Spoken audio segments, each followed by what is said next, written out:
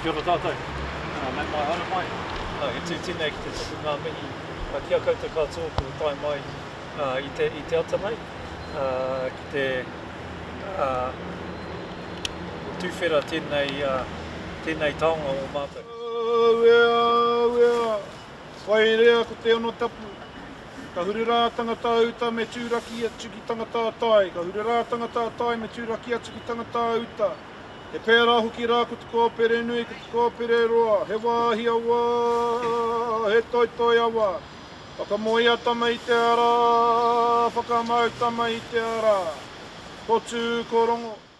Yeah, the sign in this park at Emily Place marks a number of things. Firstly, the pā site that was here, which was called Te Rerenga Ora Iti, and it was originally a headland.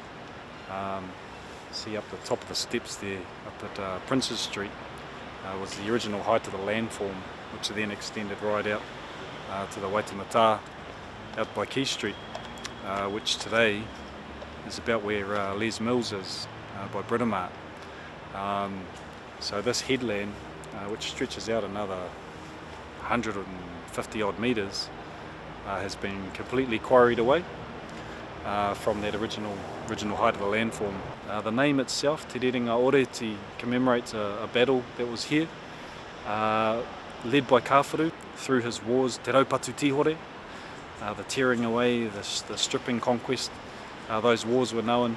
This was one of those sites.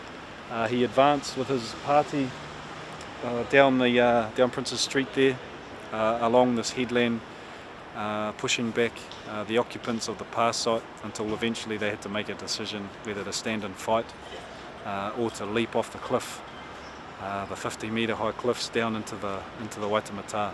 So as the name suggests, to leap a few survivors. Te Rerenga Ora Iti describes that not many people survived having leapt off the cliffs. So it's great that finally we have another kōrero here, an earlier kōrero talking about the history of this site from our perspective.